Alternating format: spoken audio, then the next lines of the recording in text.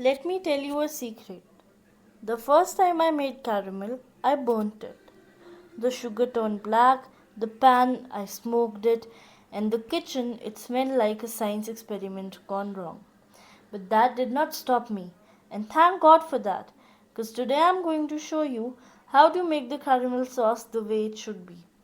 Smooth, glossy, rich, and just the right kind of indulgent.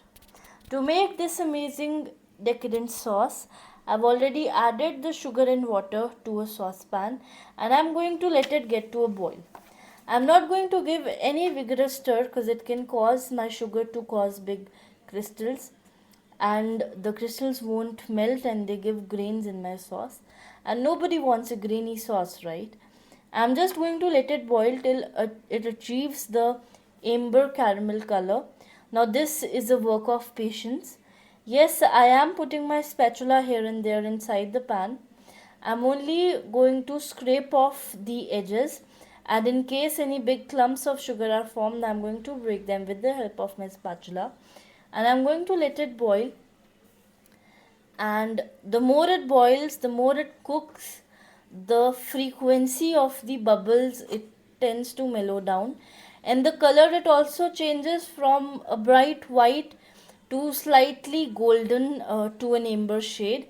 And as you can see over here, it's quite thick in consistency, and now it has started to attain that amber shade, and it's being cooked very evenly, which is very good for my sauce.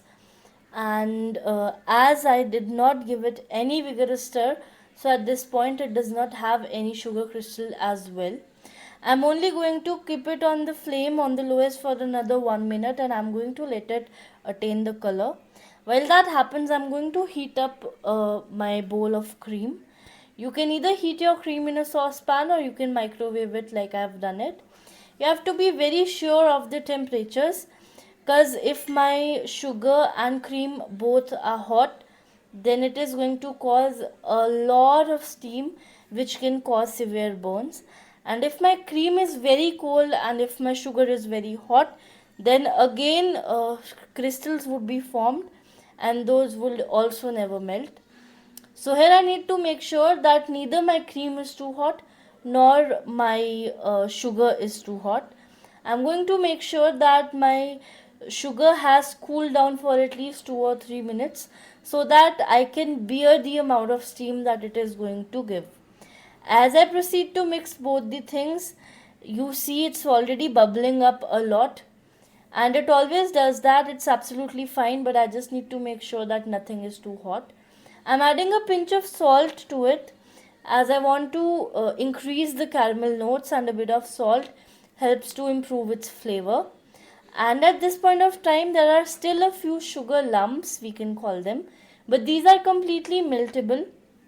I've put it on the stove. I'm going to let it cook on simmer for another 1 minute, just ensuring that any fat molecules are completely dissolved. I need to make sure that I'm stirring continuously, because that's when my cream can stick to the bottom and it can give a burnt taste and a bad texture. And I've already turned the gas off, but still I'm cooking it because I do not want my cream to stick.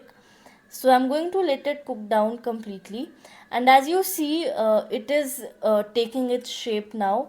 It's getting a little better in the consistency, and it's also starting to look a little shiny. So that's exactly what we want. The last thing we need to add to our sauce is a little bit of butter that I've already cut into cubes. Here again I need to make sure that my sauce is not very hot, and the butter as well, it's not too melted or it's not too cold. The best temperature is 45 degrees Celsius to add the butter. I'll add in the butter and I'm going to give it a good whisk with my hand whisk. So here I need to emulsify the butter. If my sauce is very hot, it will melt it and it will give a fat layer on the top of the sauce instead of a shiny and silky smoothness that we're looking for. So here I've added the butter and I'm going to give it a nice whisk. For a bigger quantity, again an emulsion blender is more preferred as it gives us a better result. But for smaller ones, hand whisk is good enough. So as you see, I'm whisking it continuously, and that's the last step for the sauce. I'll just whisk it and it would be ready to serve. About the storage of sauce, this is good to go inside a refrigerator for about 2 weeks, and you just need to make sure that you're storing it in a sterilized container, you're using clean spoons, and you're not putting any water droplet inside the container, and it is good to go inside your refrigerator. Though you can have it right off the fridge, but I always recommend heating it in the microwave for around 10 to 12 seconds to get the perfect consistency every time. And yeah, that's it. That's about it. That's how this sauce is made. And just a little test over here, I'm going to pour it on the back of my spoon, and I'll drag my finger across it, and you'll see that the sauce won't budge, and that's actually a key to know that your sauce is done. Not just for this one, for any sauce you can do this test and know that it is done. So that's it, guys. From burnt sugar beginnings to golden perfection. This is exactly what happens when you trust the process. Do try this one at home and let me know how it was. And drop a comment for sure. I'd love to read it. Share your creations at Saucyminds on Instagram. Don't forget to like and subscribe if you want more real kitchen magic like this one. And yeah, let me know how it was. See you in the next one. Thank you.